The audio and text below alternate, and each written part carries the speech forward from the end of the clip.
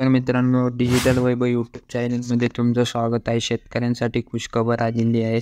शेतकऱ्यांना मागील 2023मधील जो नुकसान भरपाई मिळणार होती त्याचा नवीन शासन निर्णय जाहीर झालेला आहे.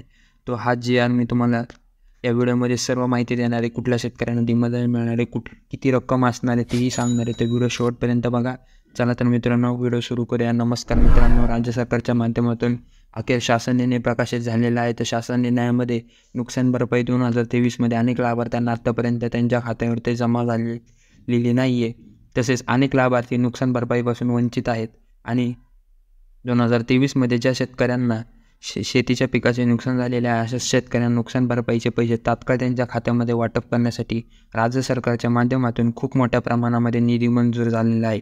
आणि तो शासनाचा निर्णयसुद्धा घेण्यात आलेला आहे. मित्रांनो, यामध्ये कोणत्या विभाग असणार आहे, कोणत्या कोणते जिल्हे पात्र असणार आहे, तर निधी किती रुपयाचा असणार आहे, या संदर्भात पूर्ण माहिती आपण आज समजून घेणार आहोत. त्यासाठी व्हिडिओ शेवटपर्यंत बघा. नवीन आला असेल तर चॅनलला सबस्क्राईब करा आणि एक लाईक बटन शेअर करा. चला तर मित्रांनो, मी तुम्हाला GR दाखवतो.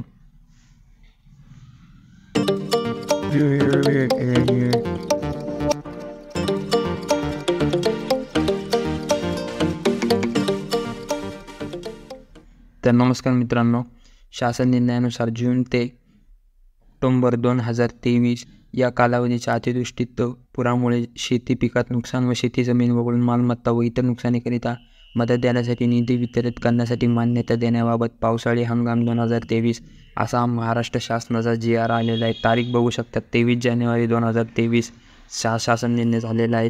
तर या शासन निर्णयामध्ये मी तुम्हाला प्रस्तावना सांगतो. तर अतिवृष्टी, दूर चक्रीवादळ यासारख्या नैसर्गिक आपत्तीमुळे शेती पिकाचे नुकसान झाल्यास पुढील हंगामामध्ये उपयोगी पडावे याकरिता अनुदान म्हणजे इनपुट सबसिडी स्वरूपात एक हंगामात प्रत्येक वीज प्रतिसाद निधीतून विमा धरण्यासाठी मदत देण्यात आलेली आहे.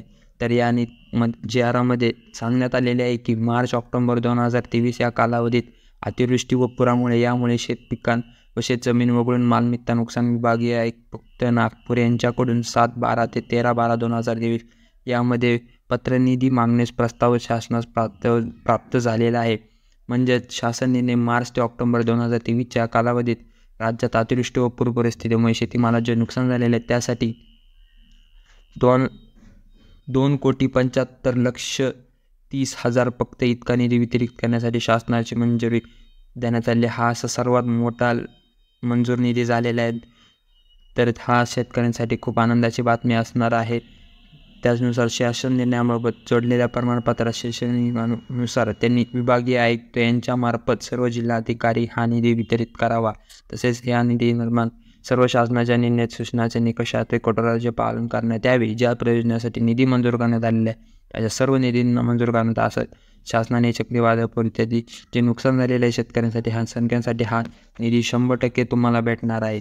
तसेच या निधीमधून कार्यालय, महालोके तसेच ताळमेळ घालण्यात यावा. आपला प्रतिसाद निवड निधीमधून राज्य सरकारच्या निधीमधून उपलब्ध करून दिलेला हा खर्च पडल्यानंतर तातडीच्या निधीच्या उपयुक्ती प्रमाणपत्र संबंधितकडून प्रमाणपत्र एकत्रित शासनाचे सादर करण्याची जबाबदारी विभागीय आयुक्त यांची राहील. तसेच हा संपूर्ण निर्णय आता हा निर्णय ज्या विभागीय आयुक्त नागपूर या विभागासाठी झालेला आहे. तर तुमच्याही जिल्ह्याचा असू शकतो, त्यामुळे पुढचा व्हिडिओ येऊ शकतो. त्यामुळे व्हिडिओला आत्ता सबस्क्राईब करून ठेवा. तुमच्या जिल्ह्याचं सुद्धा शासन GR येणार तेव्हा मी तुम्हाला आपली A to Z माहिती या व्हिडिओवरमध्ये सांगणार.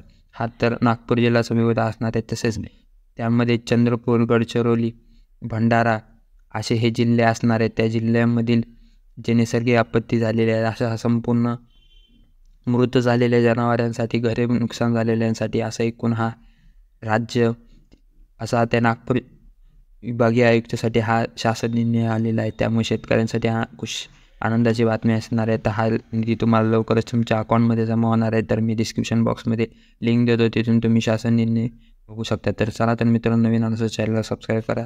भेटू अशा नवीन व्हिडिओ अपडेटसाठी. जय हिंद, जय महाराष्ट्र.